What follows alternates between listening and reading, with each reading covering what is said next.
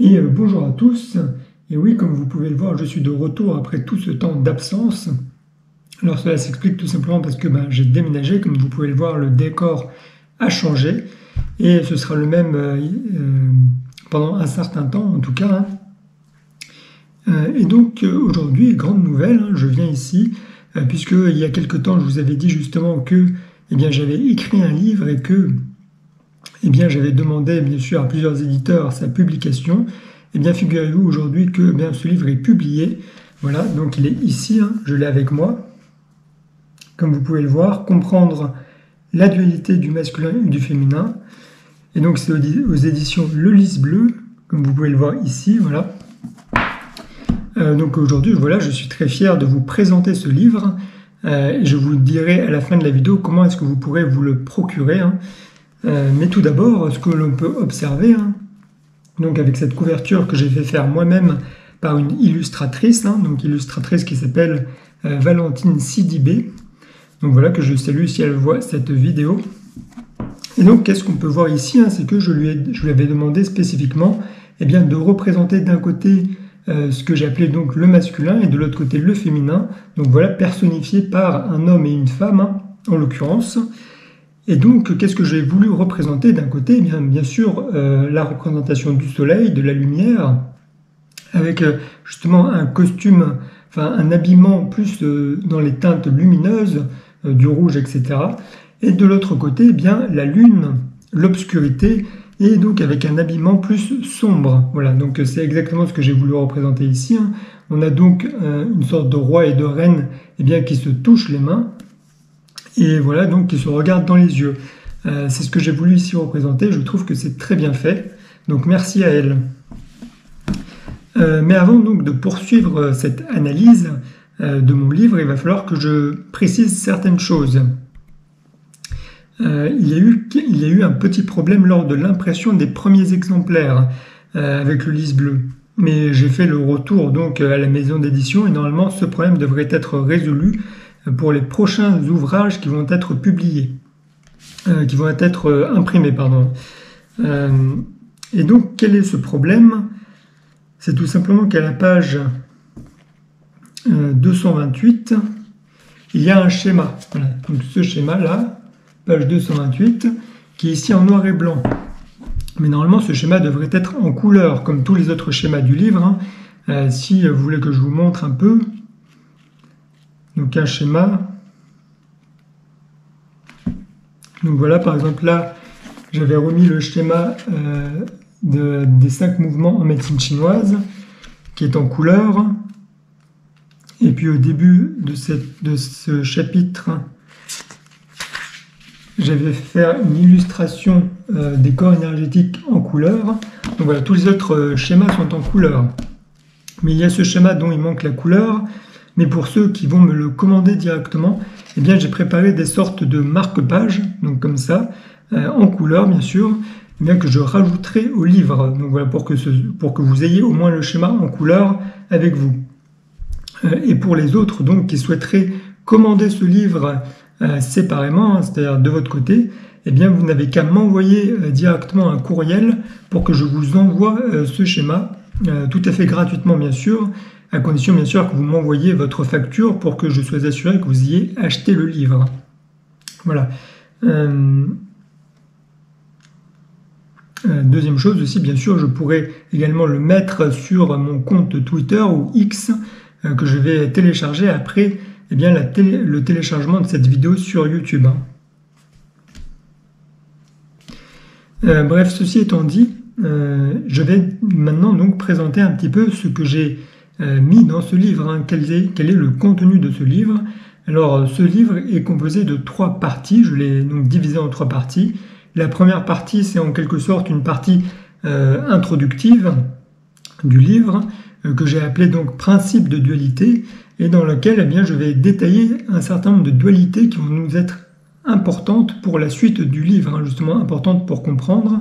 Donc un premier chapitre dans cette partie, ça va être bien sûr sur la notion d'idéologie et de réalité, puisque cela est tout à fait fondamental à comprendre, que tout ce que l'on pense de manière générale est idéologie, que la réalité existe en soi, mais qu'elle nous est en quelque sorte inaccessible, que l'on ne peut y accéder que par la pensée et donc que par l'idéologie. Cela est très important, puisque je dis de toute façon que eh bien, tout ce que l'on entend, tout ce que l'on voit et tout ce que l'on peut lire n'est qu'idéologie, et que cela vaut également pour mon travail et pour le livre donc, que j'ai écrit. Donc voilà, ça c'est très important. Deuxième chapitre dans lequel je détaille justement tous les corps énergétiques qui sont en quelque sorte notre manière d'appréhender la réalité, enfin notre,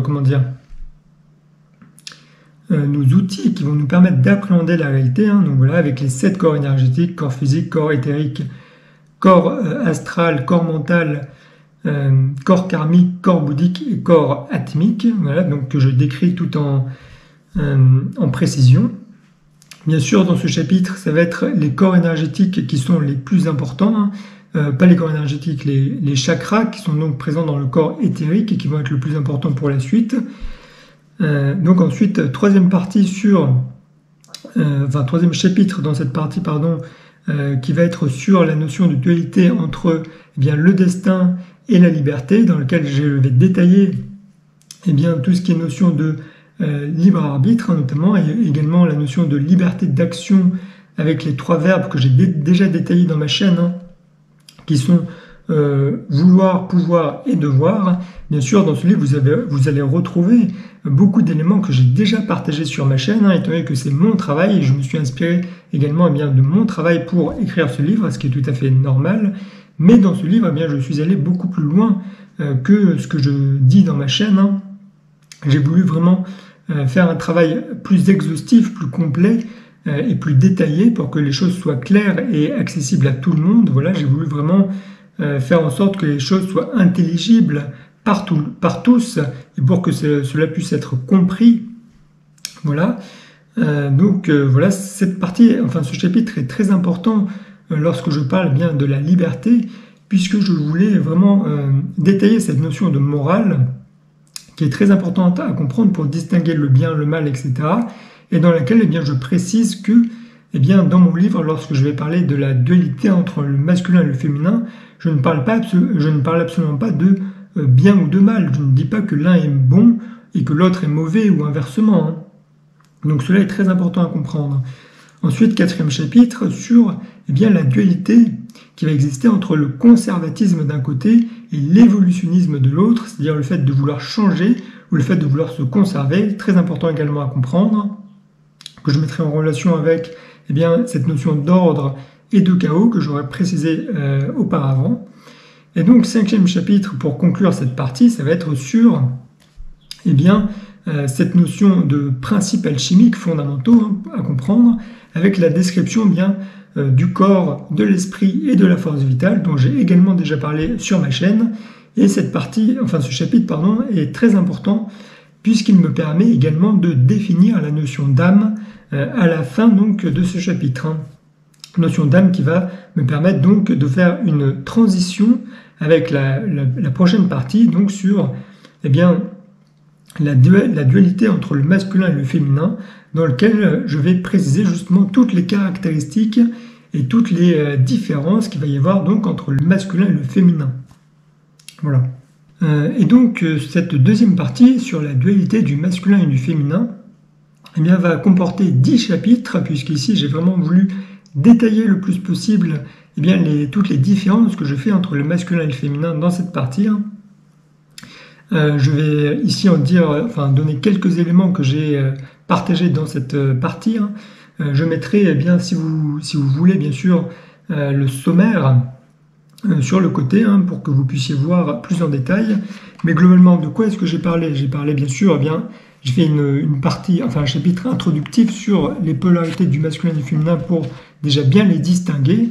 Il est important de comprendre que dans ce chapitre, j'ai fait un sous-chapitre qui s'appelle l'homme et la femme, dans laquelle je précise que ce que j'appelle les polarités du masculin et du féminin nous sont intérieures à chacun de nous, que cela n'a rien à voir avec le sexe de l'individu ou le genre.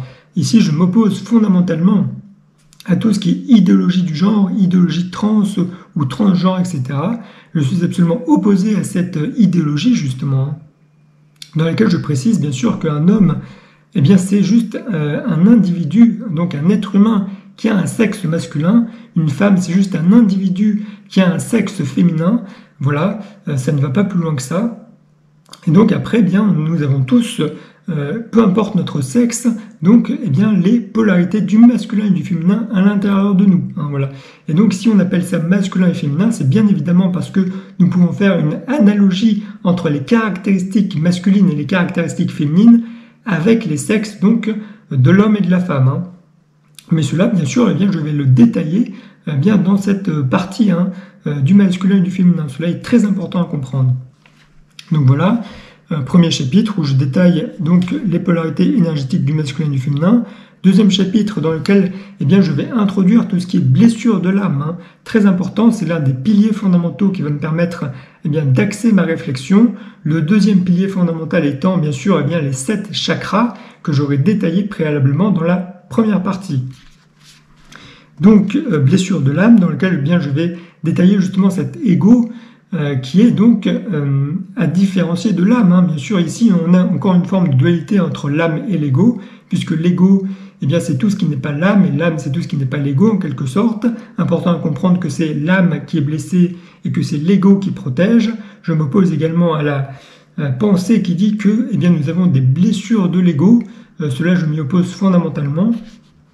Donc voilà, chapitre 3, l'origine de l'information égotique. Hein.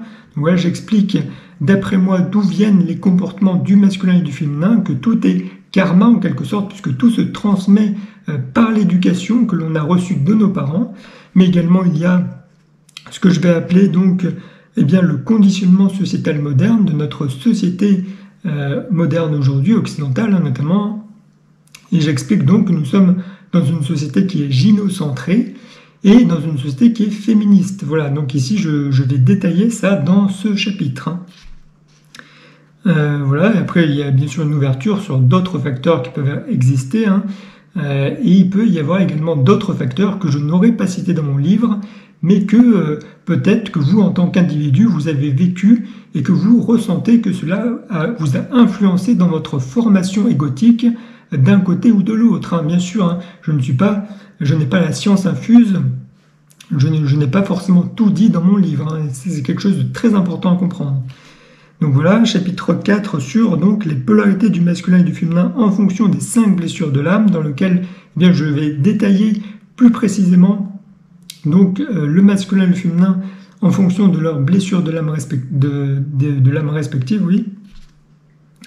Donc voilà, toujours après, lorsque je fais cette différenciation d'un côté comme de l'autre, d'abord je parle du masculin, puis je parle du féminin, et puis il y a toujours ensuite un sous-chapitre dans lequel eh bien, j'essaye de mettre en perspective l'un et l'autre et de montrer l'équilibrage qui peut en résulter. Cela est très important pour moi puisque nous sommes tous, en tant qu'individus, porteurs du masculin et du féminin et que nous avons tous donc un équilibre entre les deux et que pour éviter les excès de l'un, eh bien, il faut développer un petit peu l'autre. Donc voilà, c'est comme ça que cela fonctionne d'après moi.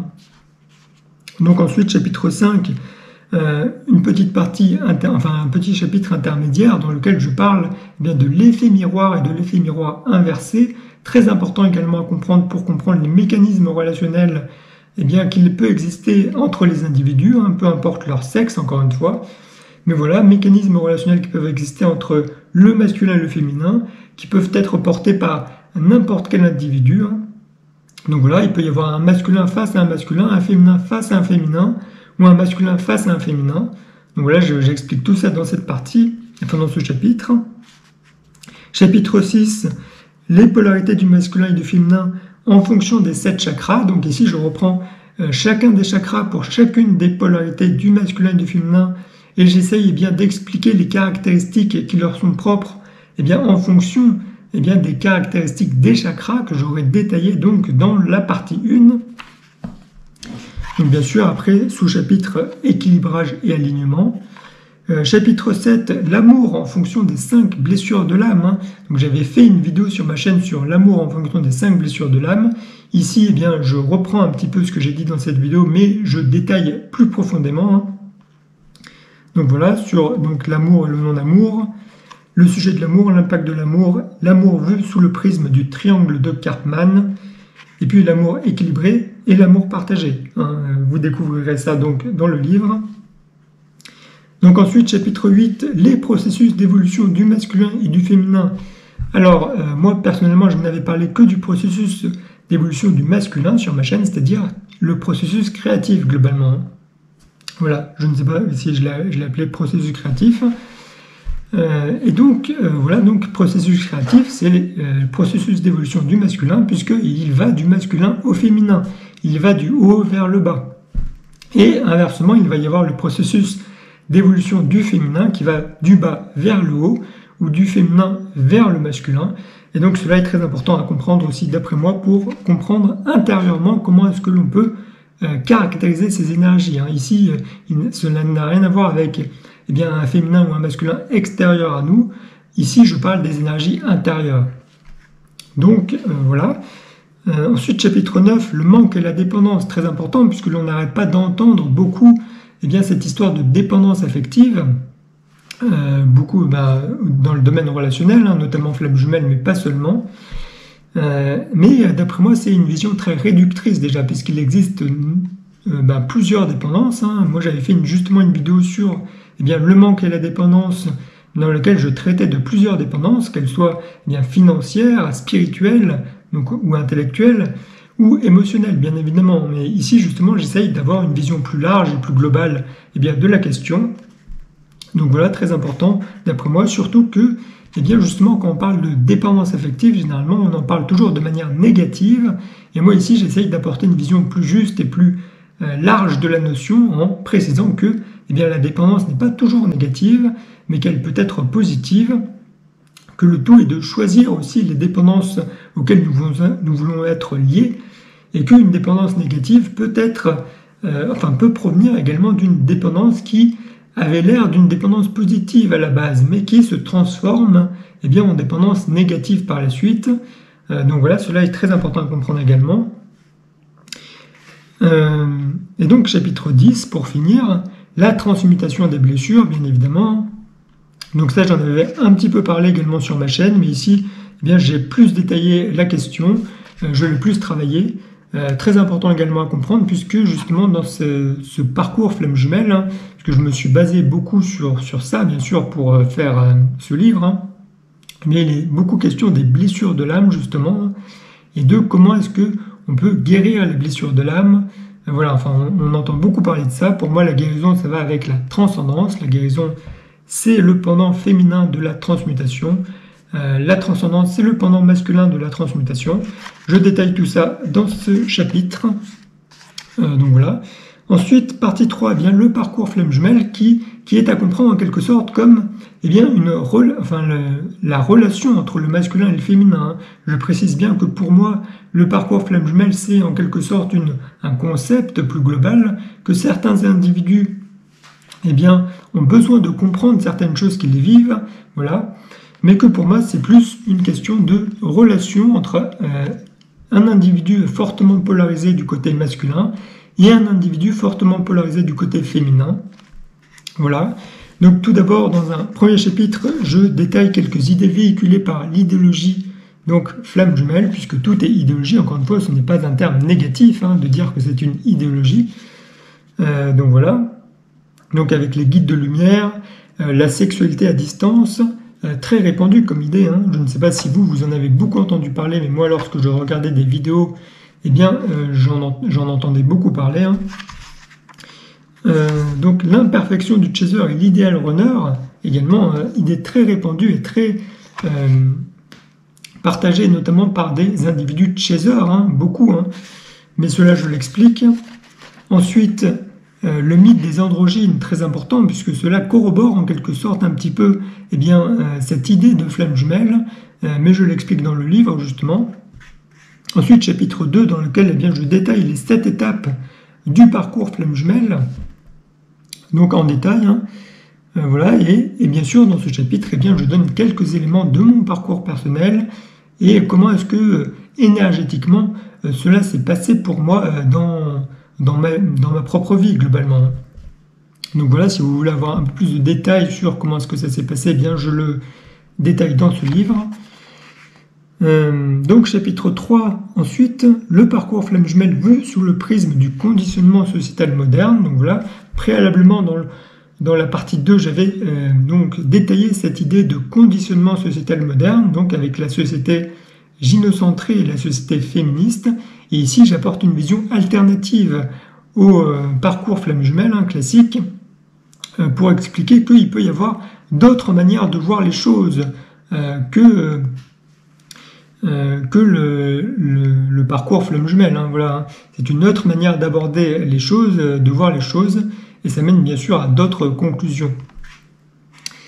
Et donc ensuite, chapitre 4, l'archétype de la femme fatale. Là encore une fois, très important comme archétype, puisque eh bien, il y a cette idée justement dans l'archétype de la femme fatale de la femme en fuite, voilà, ou de l'être en fuite, et donc qui corrobore beaucoup cette idée de runner qui fuit justement la relation flamme jumelle. Et donc cela est très... comment dire, cette idée est très proche en réalité de tout ce que l'on raconte dans le parcours flamme jumelle. Donc ici, c'est très important pour moi d'introduire cette partie à la fin de mon livre, dans laquelle eh bien, je vais également parler de l'hystérie féminine. Donc ici, tout sera sourcé dans le livre de toute façon, mais je vais le détailler plus en précision. Ce que l'on appelle hystérie féminine, c'est bien différent de ce que l'on a l'habitude d'entendre sur Internet. On a beaucoup ces individus qui vont critiquer ce terme parce qu'ils vont appeler ça quelque chose de sexiste ou ce genre de choses, mais c'est quelque chose de bien réel qui a été notamment, qui a été notamment attesté donc par le docteur Charcot et par Freud notamment. Donc voilà, je vais citer un certain nombre de citations de ces individus. Je trouve que cela peut être très parlant pour comprendre un petit peu ce que l'on vit et notamment ce que l'on voit chez l'autre ou ce genre de choses. Cela peut expliquer pas mal de choses.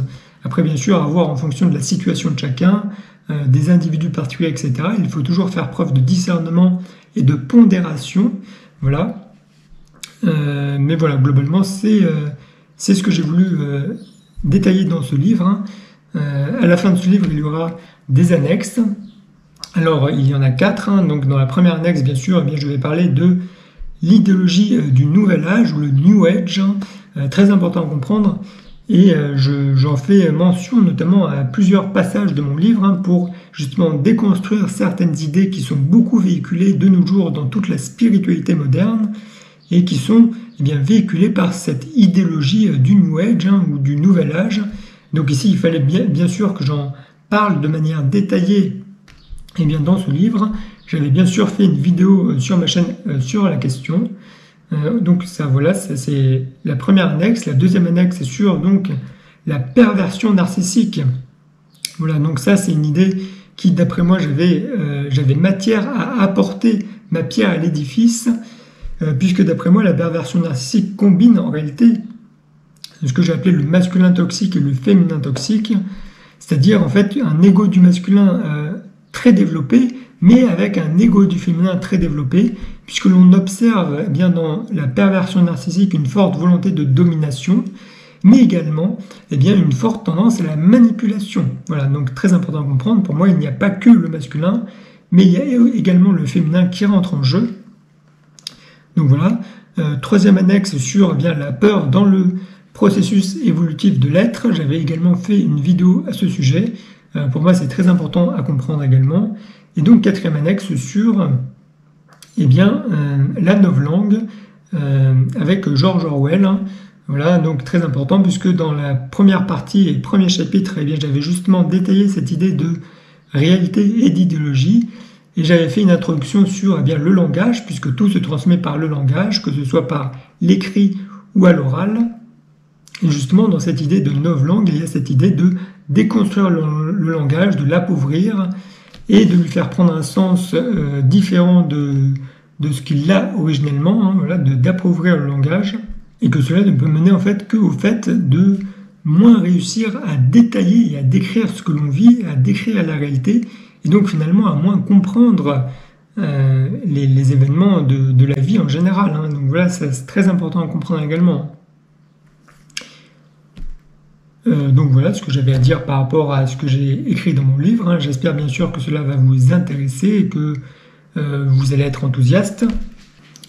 Donc maintenant, comment faire pour vous le procurer? Alors la première solution, c'est bien sûr de le commander directement sur le site de l'éditeur. Hein. Donc voilà, je mettrai le lien en description de cette vidéo. Ce livre donc coûte 27 €. Alors, il coûte 27 €. Donc, voilà, là, on peut voir. Voilà, 27 €. Donc voilà, vous pouvez soit le commander directement sur le site de l'éditeur, donc à 27 € plus les frais de port. Et bien sûr sur le site de l'éditeur avec le code LBB, le lys bleu, non, LLB, pardon, 5, eh bien vous avez 5% de réduction sur votre commande. Voilà. Soit il va être disponible, il me semble, sur d'autres sites, bien sûr, sur lesquels vous pouvez l'acheter, genre Amazon par exemple, ce genre de choses. Mais là, vous n'avez pas de code de réduction. Voilà. Donc ça, c'est la première solution. Vous le commandez directement sur le site de l'éditeur. La deuxième solution, eh bien, c'est que vous me le commandez directement à moi. Là, je vais vous envoyer, bien sûr, avec eh bien, ce marque-page en couleur. Et eh bien, je vous ferai également une dédicace pour ceux que ça intéresse. Bien sûr. Je vous mettrai un petit mot de toute façon. Après, lorsque vous allez m'envoyer le courriel directement à mon adresse, donc en description également, eh bien, vous pouvez me dire si vous voulez que j'écrive un mot particulier, eh bien je l'écrirai, voilà, tout simplement. Donc voilà. Donc ensuite, par rapport au prix que moi je vais vous faire payer, du coup, ça va être bien sûr le prix du livre, hein, 27 €, plus les frais de port. Alors au niveau des frais de port, eh bien moi je vais vous livrer directement à domicile. Donc bien sûr dans votre courriel, il va falloir que vous m'envoyiez votre adresse dans laquelle eh bien, il faudrait que je vous envoie. Ensuite, lorsque vous m'envoyez ce courriel, eh bien moi je vous renverrai un autre courriel dans lequel eh bien, je vous donnerai eh bien, un lien PayPal pour que vous puissiez payer. Et donc comment ça se passe? Moi je vais vous livrer dans des cartons comme cela. Voilà. Et donc dans un carton comme cela, comme vous pouvez le voir, il va y avoir 2 livres qui vont pouvoir rentrer globalement. Ça veut dire que vous pouvez soit me commander un exemplaire, soit 2 exemplaires si vous voulez en offrir un à quelqu'un que vous connaissez, par exemple. Hein. Et donc, bien, un exemplaire, ça va faire 27 € plus les frais de port correspondant au poids. Et donc là, ça va être un poids inférieur à 1 kg, donc de 8,80 €. Voilà, là, j'ai les tarifs, hein, donc les tarifs Colissimo de livraison à domicile, donc 8,80 € plus 27 €, ça fait 35,80 €. Donc pour 2 livres, ça va faire 27 € x 2, plus les frais de port pour moins de 2 kg cette fois, puisque ça va dépasser bien sûr le 1 kg. Donc ça va faire 10,15 €, et donc ça va faire 64,15 € pour l'envoi de 2 livres, si vous voulez que je vous envoie 2. Voilà, globalement pour les prix.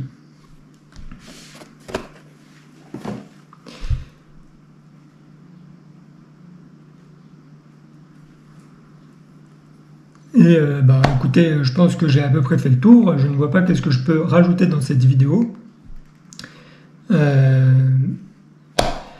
J'espère que cela vous aura intéressé, que ça vous a plu. Bien sûr, n'hésitez pas à partager ces vidéos en masse. Et n'hésitez pas à l'aimer, etc., à commenter si vous voulez. Sur ce, eh bien, je vous souhaite une bonne journée et à la prochaine.